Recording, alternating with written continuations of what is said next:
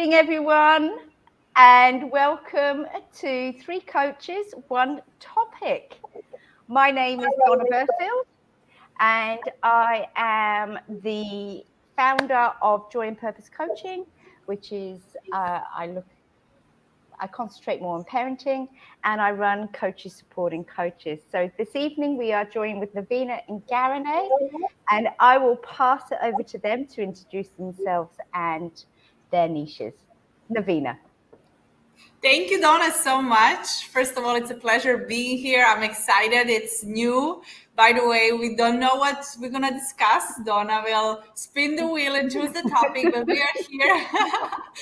We are here to, share our thoughts, to inspire each other, support each other. That's the whole point of this group. I am a business and sales strategist, consultant, and coach. And I mostly work with entrepreneurs and companies in helping you improve existing processes and systems so you can grow and scale your business. Or if you're just starting, helping you get there, helping you get your clients and customers and put everything in place that is needed for you to grow your business. I'm going to pass over to Garine because today we're not talking about us. We're here to talk. So Garine, you go and you introduce yourself.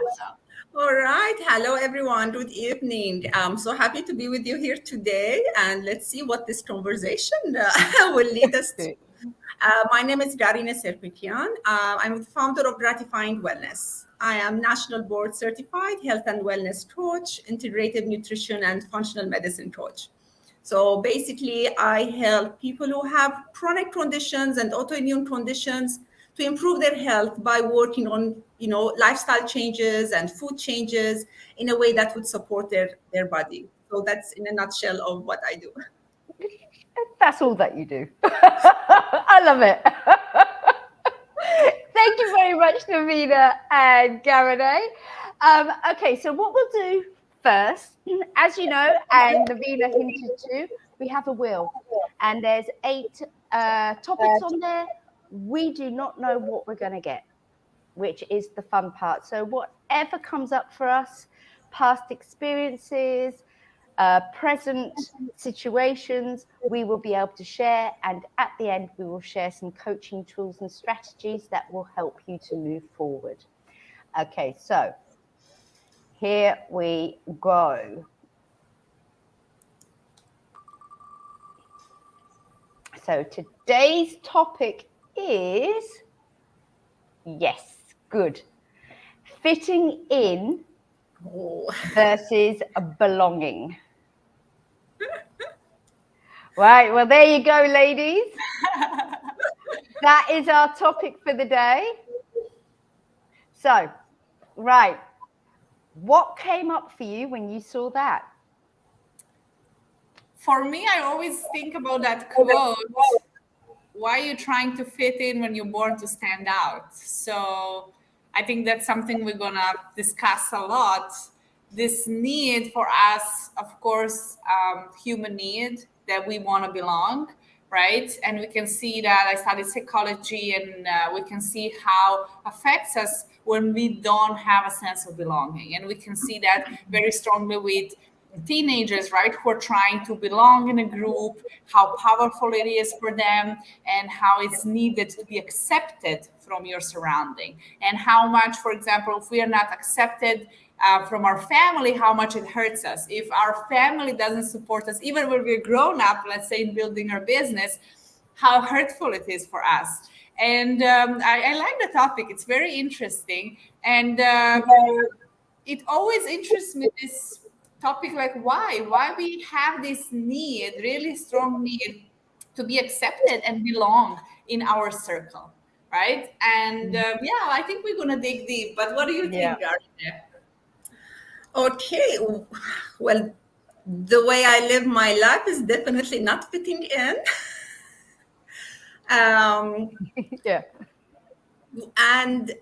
But the thing is, we do need the sense of belonging.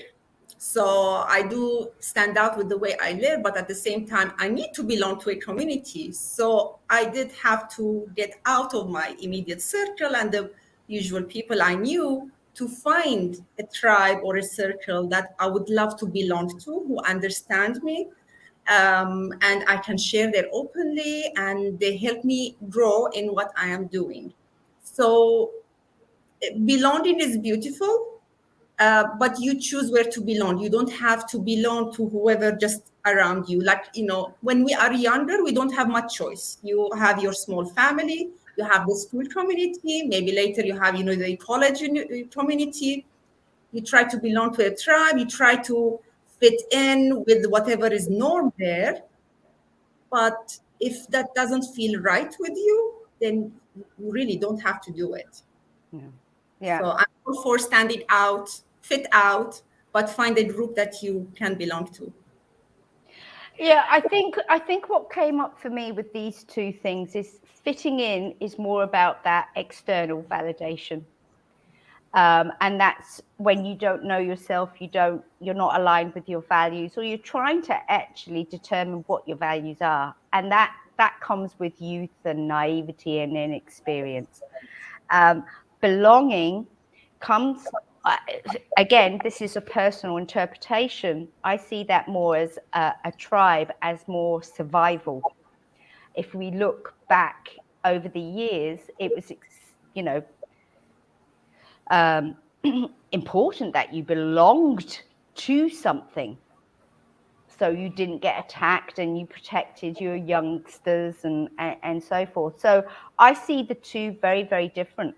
I actually did a post about this not so long ago, and I mentioned about Brené Brown. She did a Netflix series episode, and I was quite surprised because I just burst into tears as soon as she got to the belonging part. It was just like, oh my God, that is exactly what I crave for, is that belonging, that acceptance, to be able to be who I am. I'm going to make mistakes. I'm going to say things that are inappropriate. I might drop the odd naughty word. But people respect and understand the essence of who I am. So you mentioned about teenagers, which is what I love. But do you think there's a cycle of where we kind of say that's how teenagers behave, and then people are going through their midlife crisis and have those urges and insecurities again?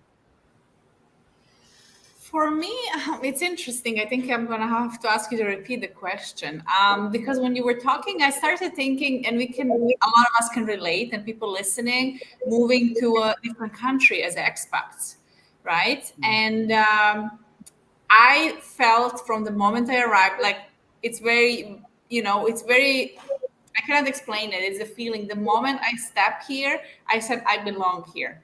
Okay. And I didn't know anyone. It was not easy, but I just felt I'm home, which in my country, I never felt as home. And, my family might, feel disappointed or hurt, but I really tell them, since I was a child, they know me. I just never felt I belonged there. And I couldn't explain that feeling.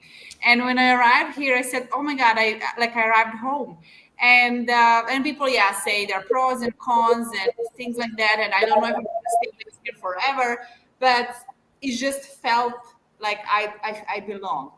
But another thing, moving here, it's interesting topic of fitting in, and I think Dubai is an interesting place because a lot of people are trying to fit in into something they're not. And because everyone around you are doing this, so you're like, now I have to have this lifestyle. Now I want this type of car. Now I want this. And I remember having conversation with someone when I said that I never paid for a cleaner. And this person was in shock. They said, I'm the only person in Dubai. They heard they never paid for a cleaner. Okay, so I'm not saying I have anything against. It's simply I'm an organized person. I personally love to clean because it calms me down. I relax. It's kind of like, I sit on the laptop a lot, and then my brain is tired. So I'm like, oh, I want to, organize everything. I want to clean up my space. I feel good when it's, nice and fresh and clean. So yes, I'm busy, but it's kind of a relaxed thing for me. And I'm not saying I don't have children for now. It's just me. So when you get busy, you have to put priorities. So I'm not talking about what is wrong or not wrong, but I'm just saying an example of fitting in. And I ask people like, well, is it really like, do you need, or you just see it's available, so you're trying to fit in and follow the masses? And I think most people in this world are just following the masses. Everybody are doing this, I'm gonna do it. Oh, what should they do after college? If everybody go to military, I'm gonna go to army or military, whatever. Or we start talking about teenagers and people. So until you start understanding who you really are, most people are following the masses. Everybody are just looking for a job. I should look for a job. You understand? So you should look for a job. On vacation, why am I not traveling there? So it's really, I feel it's hard for many people to, I feel like they're not true to themselves sometimes in this country. And I don't know, I just feel so confident. I'm like, I don't have to pretend being someone I'm not. I just know who I am. I feel really good. I don't need validation. Why am I living here and I'm not living in the most serious place? Because I have my goals. I have different things I want to achieve. And also I currently live this lifestyle. So I don't have to pretend I'm someone I'm not. But I'm feeling a lot of people are struggling with that because you're looking for validation from outside. So you are afraid what other people will think of you. So you're looking for that validation. And when we talk about coaching and business coaching, everybody approaching you, you're going to get to 6 figures in 3 months. And I say, well, how you guarantee? I never guarantee to any client they're going to get to 6 figures, even in a year, because I know everyone has a different journey. So even in this fit in of coaching and marketing, people are just copying what other people are doing. So giving this don't go there, Navina. Don't go there. That's a whole different subject that I think I'll add to the wheel. So it's interesting because my thoughts are just going around as I'm speaking, and I'm just sharing what I'm thinking. But really, when we think of why we're doing it, is we're looking for external validation, right? I want to show that I'm going on vacation. I want to show this lifestyle. I have to pretend because I'll be honest, in business, like you have to, we talked about branding today. You brought the guests, right? So you really have to learn how to brand. And I tell my clients, you have to brand yourself. You have to show your success. It doesn't mean you're lying or super exaggerating, but also you don't want to diminish yourself. So I do feel that in building a business, you do sometimes have to wake up and you feel a complete failure, which we can all relate. Whoever tells you they always feel great, it's not true. So you have to wake up and you have to show the best side of you, because at the end of the day, nobody wants to buy from a coach who is depressed. Nobody wants to buy from someone who has a low energy. So it doesn't matter what's happening in your personal life. If you want to build a business, you have to knock door. You have to put your energy up. You have to smile. And it's lonely sometimes. And sometimes I'm feeling like, am I faking? Like, do I have to pretend until this whole big success comes? So it's very interesting because we can get lost in that way of who we are and start giving fake promises as coaches just to get the clients, and which I don't approve of, right? There is a difference between building like a strong brand and pretending just to get that validation or get the results you're looking for. But generally, what do you think? Thank you for that insight, Navina, and you brought up a lot of interesting points. So, Garane, what came up for you there? Okay, well, Donna, you asked is it more like coming into as a cycle, more as a teenager and the midlife crisis? But what I see is that you could have this need to fit in at any age, in any circumstance. And so, and as Nevena was explaining, Dubai, with the lifestyle it has, that it offers, which is different from our home countries. The way I live here is different for sure. But again, if you are not conscious and you're sure of what your values are, what you want to achieve, what is actually important for you, you get lost trying to fit in with others. So it's very tricky. And I think I have to be honest, when I first came to Dubai, as an example, yes, I was a bit lost. Like I wasn't sure. And I did hear lots of comments on the way I was dressing and how I was wearing makeup because I had no idea, I was very I simple still get girl. that. I was very simple girl. But then the circle that I was introduced to when I first came were in a different, lifestyle than what I was used to. So I picked up some things, but never got into the designer labels and all of that stuff. It's not my thing. But I did learn few things, but then at the same time, I was conscious of what is important for me. And I feel sorry when I see, especially adults. And as a teenager, we say, okay, they are still on their journey. They are finding more about themselves. They will understand themselves. They will get there. But when you see adults lost into this fitting in, it is really sad. And what model are they, presenting to the next generation coming in? Yeah, but I think also, personally speaking, with having been in education for 26 years, and I've also been here for 27 years. When I first came here, I was in Ras Al Khaimah, which was fantastic because everybody wore shorts, t-shirts. It was hash night, hash as in running, curry nights, darts, pool. Everybody was in jeans, t-shirts, and it was a very community-based environment. And I came from an army background, so I was an army child. And again, there was this strong sense of belonging. We supported each other. When the fathers and husbands went away on exercise, everybody rallied around. And I think that's where my love of community has come from, because I see how powerful it is. So when I went to Dubai, I got lost, like you said. A lot of people I was hanging around, they cared about what you drove, what clothes you wore, where you got your hair cut. And for me, I'm just like, I don't give a monkey's. It really is not important to me. Are you a nice person? So I got very, very lost for a good couple of years here in Dubai. And I think that rebellious side of me, I don't like people telling me what I should do.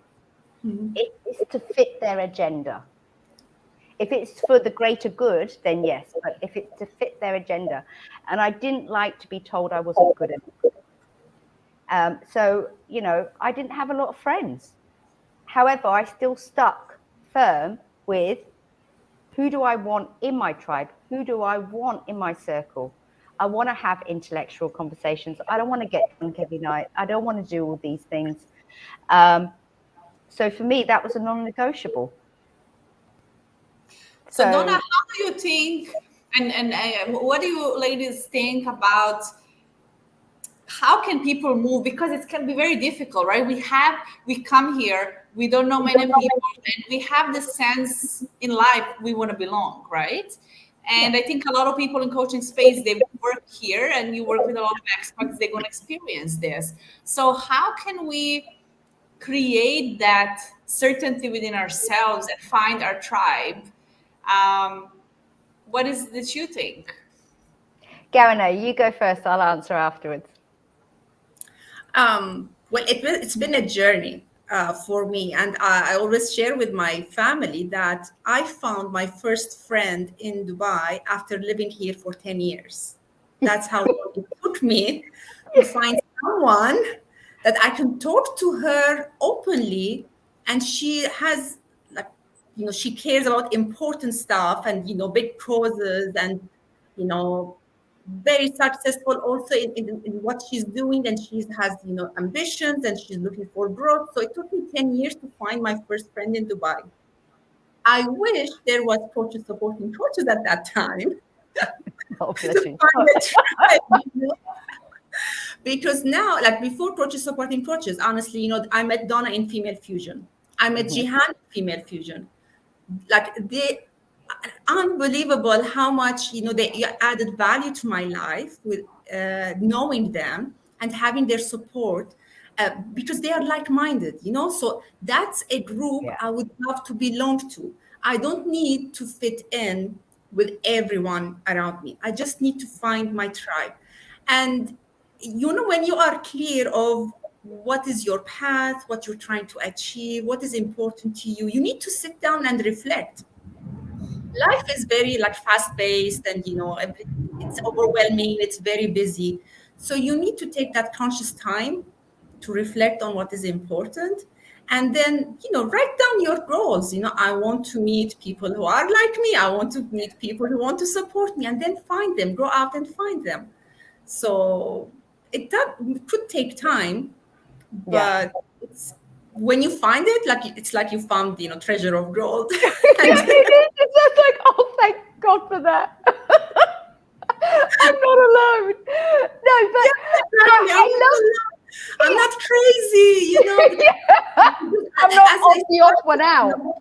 yeah, because in my when the first question when I said definitely the way I live is not fitting in, because even when my friend comes over for a visit and sees my groceries on the counter, and she's like, okay, do you eat all these vegetables? I'm like, yes, I do. I'm like, and you don't wear nail polish? No, I never do. For me it's normal, but for people around me they think I'm weird. Yeah. Yeah. And I get you so much. So many things have been coming up going, yes, yes, yes. I was constantly the odd one out. There'd be people going out, women going out, and they would want to wear all these short skirts, high heels, low top, and I covered myself up. And I just wasn't comfortable being like that. And I was being judged for being happy to wear a pair of jeans, a jacket, exactly what I'm wearing now, that I've been wearing for the last 52 years. I'm happy with what I wear. I'm still feminine, and I didn't like all the time being judged. But I get that as well, where you can be accepting and you don't judge others and say, look, if having this designer dress or having this watch or having this car is important to you, then that's important to you and that's okay. But when it becomes uncomfortable and you realize that these people are not aligned with you, is when they start judging your character based on your material exterior. And for me, that's you've overstepped the line, because I really don't give two monkeys if my thing has got a designer label. Yeah, but it's more than that, Donna, because what I see from my clients, for example, someone comes with fatty liver condition and they don't want to quit the alcohol because that's how they socialize, and their friends would not accept them or would see it odd to hang out with someone who's not drinking. And I'm like, but what is important for you? Is it your health? Or is it just fitting in with the small circle that you have? Because you can certainly find friends who accept you the way you are, support you in drinking herbal teas instead of alcohol, and it's a problem. The same goes for food, the same goes for, staying out late every night or most nights. How is that affecting your health? And then people suffer from chronic conditions and they are surprised, like, oh, why my body is breaking down now? Is it the aging? Well, it's not the aging. It's what you've been doing all this time. Yeah. And I love that you mentioned that, because I personally experienced that, right? 8 years ago, I stopped eating meat. I come from a family, I grew up just eating meat, literally. So when I was 3 years old, my parents told me, Nana, they call me Nana, you cannot just eat meat. I wasn't eating vegetables. I said, I don't eat just meat. I eat ham and sausage too, because as a kid, I thought that meat is a steak, okay? Steak is meat, and ham, sausage, all of those other types, that's a different food. So, they always joke, because they tell me that every single time they see me, this joke, and they're like, how you stopped eating meat? Like, what happened to you? And again, I don't drink alcohol much. I don't enjoy it, don't like it. in my country, people drink a lot, they party a lot. So I go and I say, and I mostly live plant-based. So when I go home, I like vegetarian somehow, plant-based with no dairy, like people just think I'm weird. I'm being so judged because that's the environment they live in. There's still not that acceptance. So I have to decide what's important for me. I have to put some boundaries, but also find a way to communicate. Oh, I'm good. I can add this. I try a little bit. So it's hard, and it's hard when your close family doesn't support or doesn't accept your change. Like you said, if you're gonna stop alcohol, but then your husband is judging you, it's gonna be very painful for you and your friends. And getting out there and finding new friends, it's not easy. And I think here is where maybe we as a coaches can support in helping building that strength. And I actually, it's interesting topic because I thought about this. My personality was always that if I don't like something, I can eliminate it from my life. And this includes people. And I remember I was a child in elementary school, and then, we start growing up, getting into teenage age, and the girls start gossiping, doing certain things. And I was friends with them, and I just didn't like this. And I stopped being friends with them. And my mom, my grandma, they're like, did something happen? Why are you not friends anymore? I said, nothing big happened, but I was observing what's their personality. But this is me. I was never this person that the group sucks me in. You understand? I was always, I don't like how these people behave. I don't want to be surrounded by them. And I just go and find a new tribe, more quality people. But I don't know. I don't know if this is like a personal characteristics, but I think we can help people develop that strength to put the priorities. And when people are judge you, another thing Donna mentioned, that talks about those people, not about you.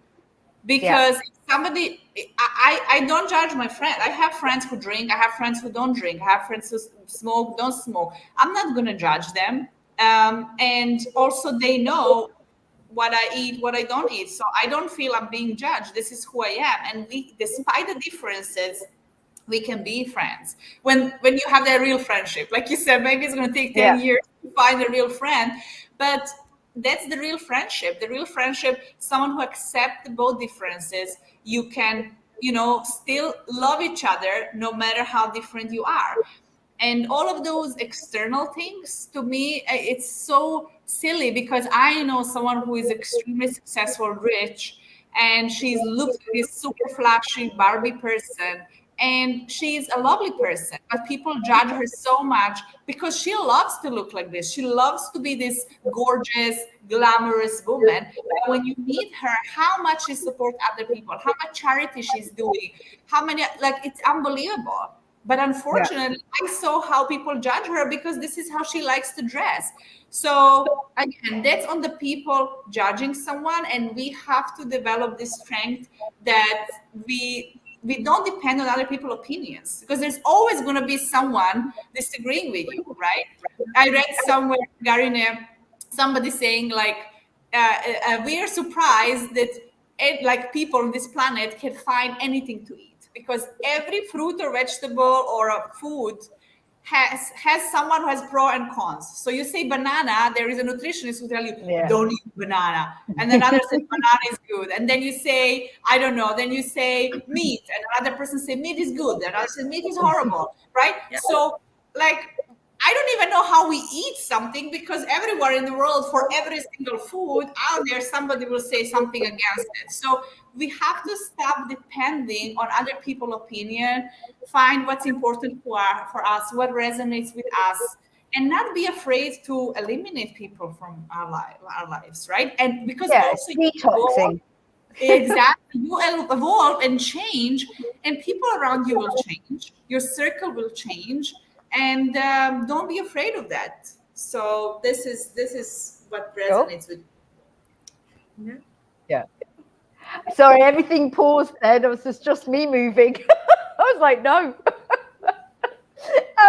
No, but you make a valid point. But I think it comes to a point of when you start, and I truly believe this happens for most of us as we get older, and once we've gone through certain experiences, because unless we go through those experiences, we're not going to know what we like and dislike, and how we want to be treated and how to treat others.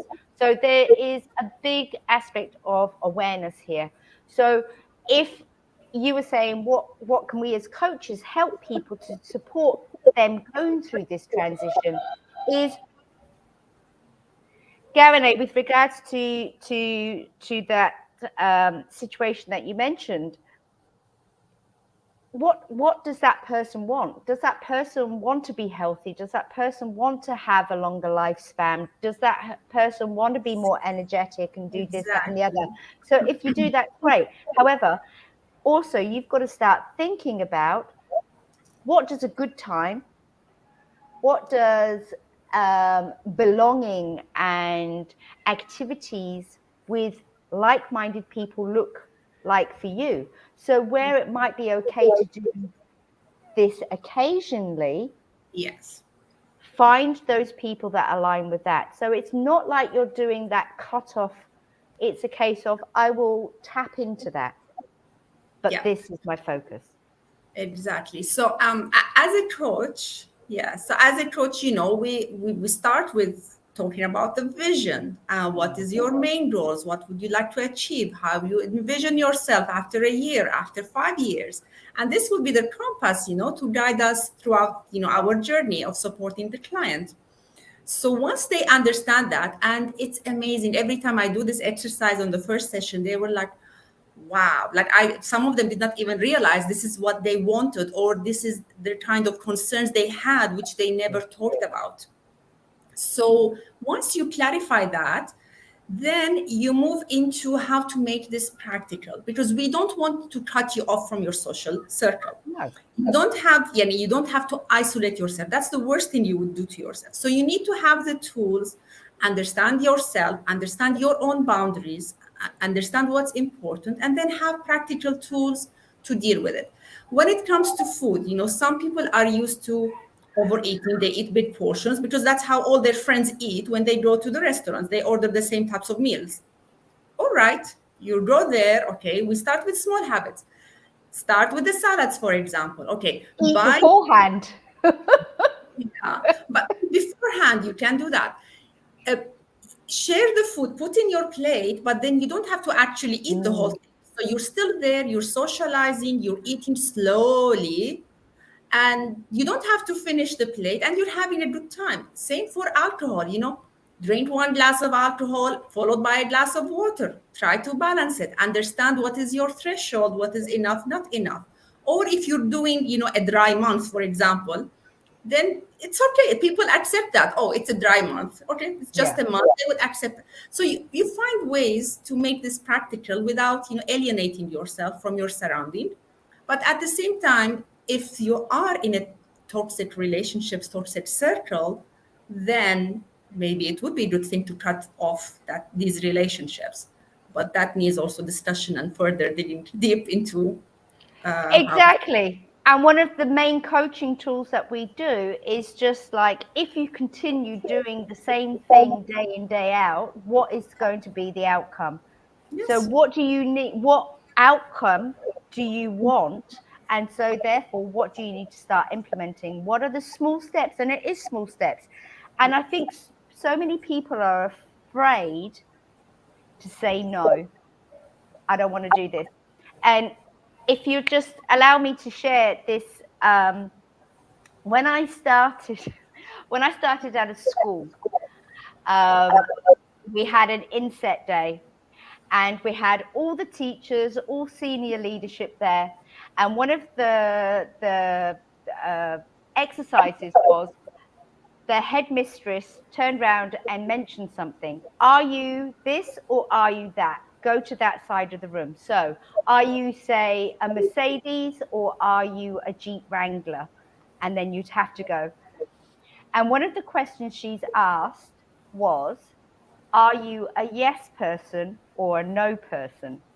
Now, this was my first day meeting anyone. Everybody went to yes, and I went to no, and I was the only person stood there. I was like, holy crap, this doesn't look good for team building. And the head Donna, we will talk about this later.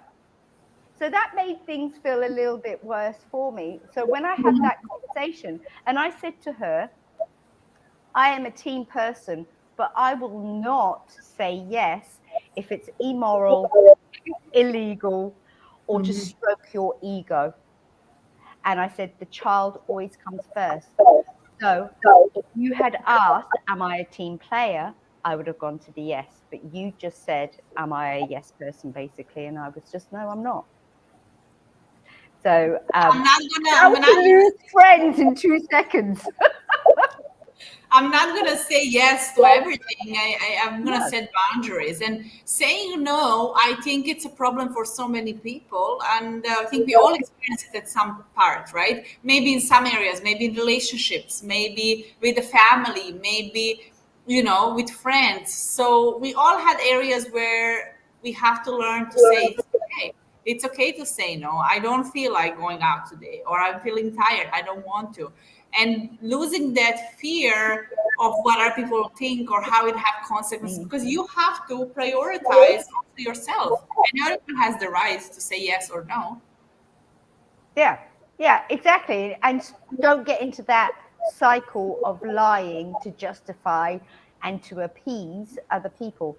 It's a case of, you know what, I had planned on coming out tonight. I'm really not feeling right. I apologize. I'm not going to. And then there will be other times where you don't feel right, but you care deeply and you know how much this will mean for somebody and you will go that extra mile. But there's also times where you've got to say, stop, not today. Yeah. Yeah. So, right, before we sign off, we've gone over time, which of course we would. Do you have any parting quotes or coaching tools that anybody that listening that could go, oh, I can go and watch that, or I can implement this? I'm thinking. No? I'm thinking what to say, what to give. Well, I will start off. Go on to Netflix, watch Brené Brown. I don't know if it's still on there. If not, I will put a link to the post I did about belonging into this write-up, so you can get have a look at that. But does anything come up for anyone? Yeah, well, I liked the morning journals. So, when you first wake up, you're still between the conscious and subconscious, and you start writing down every possible thought that comes to your mind. Could be something about work, could be about, buying with garbage bags, worried about someone, whatever it is. Just do it first thing in the morning, and you could also set a timer, like, okay, 10 minutes, I would continuously write for 10 minutes, for example, or fill in 2 pages, whatever it is. And after a few days, read back whatever you've been writing, and you will be surprised with the insights that you will get of what is really important to you, recurrent concerns and thoughts that you have. This helps you find, what you really value, what is important to you at this time. And it would help you to prioritize your life and actions throughout the days to achieve your goals. Yeah, great tip. For me, I would like to finish with saying that relationship that you have with yourself is the most important relationship. Because whenever we are frustrated, either in business or personal life or relationship, is because we crossed our boundaries. I see this with my clients, right? Oh, now I'm frustrated, because my client is doing this. Am I charging enough? And all of those things, right, for what I'm giving, which means you cross the boundary. So you have to ask yourself, wait, why am I frustrated? I cannot put the blame to the whole world, because there is a quote, if you're expecting the whole world to change so you can feel better, the whole world has to go to like a mental institution, right? Because the world is just crazy. So you cannot expect everyone to change. You cannot give that power away. And so I think that relationship within yourself and within your boundaries, and sometimes it's so hard because we have fears. We have different things from, the past. And this is where coaching also can help and really understand those things. and also with setting boundaries. So I think we are only truly happy when we are true to ourselves, when we keep that relationship within ourselves. And when you say, this is my moral values, this is my relationship with myself, at the end of the day, when I break this, I feel like crap, because not because of that person, because I went against my moral values. I went against something that I don't believe in. In sales, it's so hard. And for me, I remember when I started and then clients ask you something, and I knew as an expert, this is not going to work. But I crossed that boundary and listened to someone else just to maybe get the client. And then it was a disaster. And I said, I'm never going to do this, because I went against something I know and something that I believe in. So I think keeping that relationship within yourself is the most important. You can belong and you can fit in so many groups, like fit in and have so many people around you and still be truly unhappy. Why? Because you're not true to yourself. You have a lot of fears to be judged. You have fears to be alone and by yourself. So keep and try building that relationship within yourself. What's important to you, and you will find your tribe. You will find a place where you belong if you start understanding where you want to belong. What is your tribe? Who are the people you want to be surrounded with? And you're gonna very quickly find it once you clarify that for yourself. Yeah, and I love that. And the thing that is really important to remember is the fact that our values change over time. Yes. You know, our values as a child, as a teenager, as a young adult, when you get married and when you have children. I mean, and when you get to my age and beyond, they change. Values change. And it's good, because it's good to be challenged. You know, if you're not challenged and step outside your comfort zone, you're not going to grow. So, you know, if your values aren't being challenged, and if your circumstances haven't changed, then you might want to, you know, do a reflective morning exercise, as Garane says. Just before we go, one thing that comes up for me as well when you said this, there's a song called For Once in My Life, and I think Stevie Wonder sang it. So I am going to pop that into the comments section as well, because if you listen to the words, it's about for once in my life, I have someone who needs me. He's talking about a partner. But if you use those words for yourself, it is extremely powerful. So I love that song. Pop that way. Do you know it? Of course, yeah. Yeah, I love it. That's when I start singing in the car. So we're going to sign off now. So I would just like to thank you both so very much for talking about fitting in versus belonging. And I look forward to seeing you. What's our next session?